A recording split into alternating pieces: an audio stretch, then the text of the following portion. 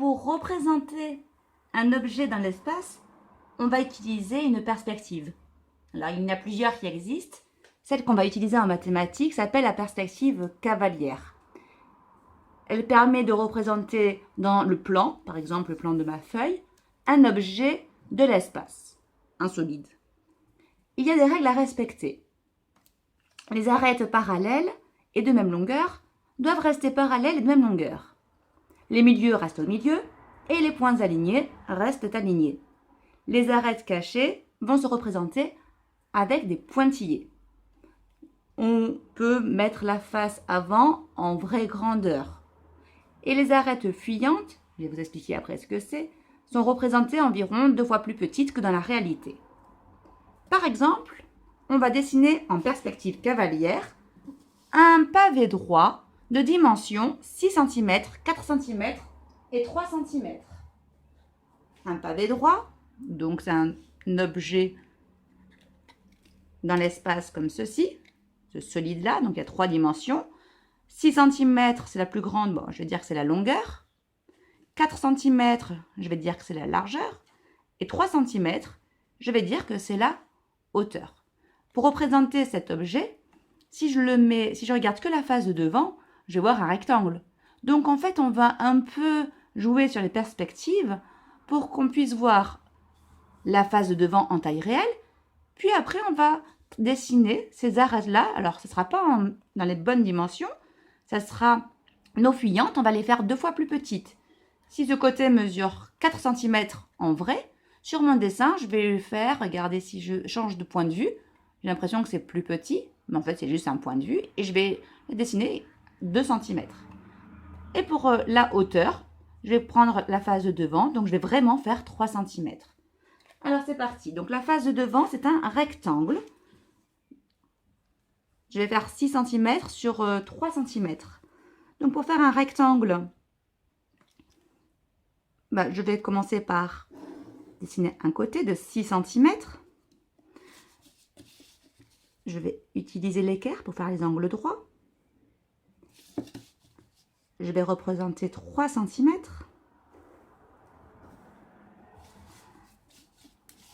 On va faire pareil de l'autre côté. J'utilise mon équerre. 3 cm.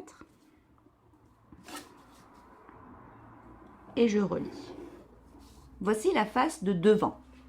Je vais donc utiliser maintenant la fuyante. Alors, j'avais dit pour longueur 6 cm, pour hauteur 3 cm, et donc ma largeur, qui mesure en réalité 4 cm, je vais la faire égale à 2 cm. Alors, je ne vais pas la mettre comme ça, je vais tourner un peu mon équerre, je vais prendre un certain angle.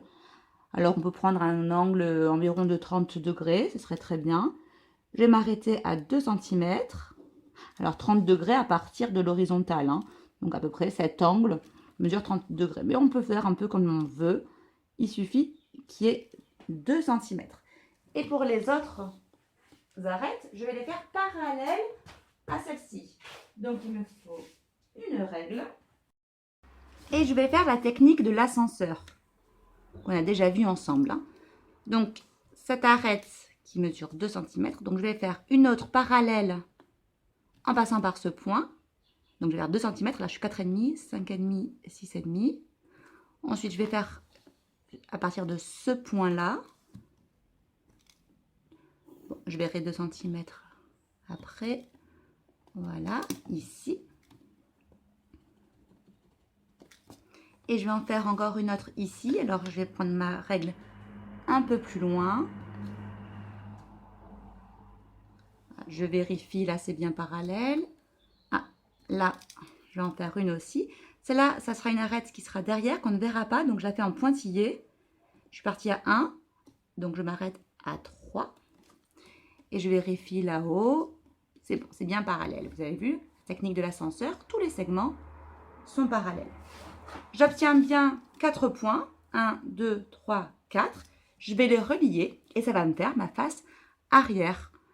Alors, je dois avoir un rectangle. Normalement, vous voyez ce côté-là, il doit être parallèle au côté de derrière. Donc je peux vérifier, voilà, ça va. Ensuite, ce côté-là doit être parallèle à celui-ci. En reliant, normalement j'obtiens des parallèles, mais je vais quand même utiliser la technique de l'ascenseur pour être plus précise. Ensuite, je vais faire donc, parallèle à ce côté ici, mais il sera derrière, donc je vais faire en pointillé. Et enfin, il me manque une arête, c'est celle-là. Elle va être parallèle à celle-ci. Donc, je peux utiliser mon équerre. Hop, et je trace en pointillé cette dernière arête. Petit b, complète les perspectives cavalières des pavés droits ci-dessous. Donc là, ça a été commencé et il faut le terminer. Donc, on regarde un petit peu. On a ici 2 arêtes en trait plein, une troisième ici, et là en pointillé. On se rappelle de cette figure, on doit obtenir cette forme-là. On a déjà 2 arêtes en trait plein. Donc, je vais essayer de faire la face du haut. La face du haut, elle est visible, donc je vais la faire entièrement avec des traits pleins. Les côtés opposés sont parallèles. Donc, ce côté-là, je peux compter le nombre de carreaux où je mesure 3 cm. Je vais le reproduire à partir de ce sommet. D'accord? Je peux utiliser donc ma règle et mon équerre pour faire des droites parallèles, mais ce n'est pas obligatoire ici parce qu'on a des carreaux. Donc, on les utilise. Là, et je relie ici. Ensuite, je vais m'intéresser à la face de devant. Donc, la face de devant, elle est en taille réelle. Et comme dans un rectangle, il y a 4 angles droits, je vais vraiment représenter mes angles droits. En voici un. Et je vais continuer le rectangle. Voilà. Ensuite, il me manque la face de droite. Donc, j'ai déjà ce début. Je vais continuer. Donc là, j'ai 2 cm vertical. Je vais faire la même chose, 2 cm ici en vertical. Et cette arête que je vais relier ici. Il me manque des arêtes de derrière. Pour faire, par exemple, la face de derrière, j'ai 1, 2, 3 côtés. Il m'en manque un ici, en pointillé. Et la face de gauche, j'ai 1, 2, 3 côtés. Il me manque le 4e côté que je fais en pointillé. Et je retrouve bien la perspective cavalière d'un pavé droit.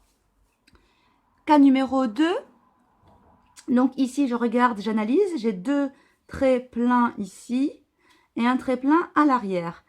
Alors forcément, il ne s'agit pas de la même face, puisqu'on doit obtenir un rectangle, normalement, sur la face de devant et sur la face de derrière. Donc cette partie-là, en fait, ça va être ces 2 segments.